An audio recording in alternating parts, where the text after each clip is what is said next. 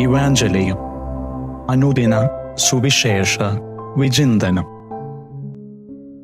പ്രിയമുള്ളവരെ, യോഹന്നാന്റെ സുവിശേഷം 8-ാം അധ്യായം 31 മുതൽ 42 വരെയുള്ള തിരുവചനങ്ങൾ. പിതാവേ, ഞാൻ പാപിയാണ്, എന്നിൽ കനിയണമേ.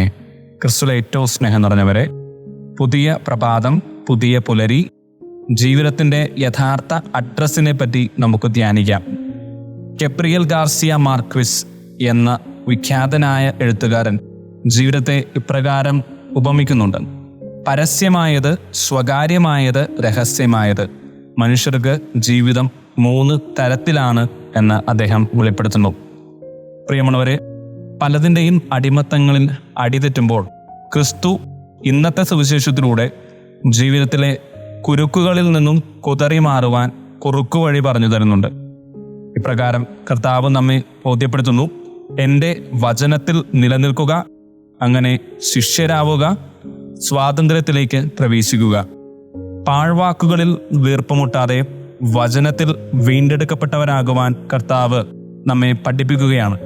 സ്വന്തം ഉറവിടങ്ങളിലേക്ക് നമ്മൾ ധ്യാന നിരതരാകുമ്പോഴാണ് പ്രിയമുള്ളവരെ ഇന്നത്തെ സുവിശേഷത്തിൻ്റെ ആഴവും പരപ്പും നമുക്ക് മനസ്സിലാക്കുവാനായിട്ട് സാധിക്കുക.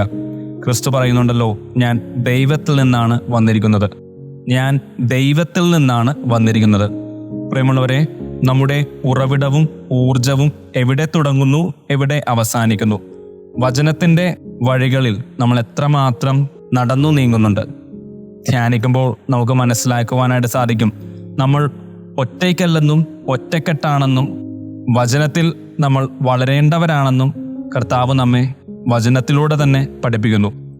സ്വയം ആശ്രയിക്കുന്നവൻ സ്വാർത്ഥനും ദൈവത്തിൽ ആശ്രയിക്കുന്നവൻ ശുശ്രൂഷകനുമായി തീരുന്നു എന്ന് സുവിശേഷ വചനങ്ങൾ നമ്മളെ ബോധ്യപ്പെടുത്തി തരുന്നു.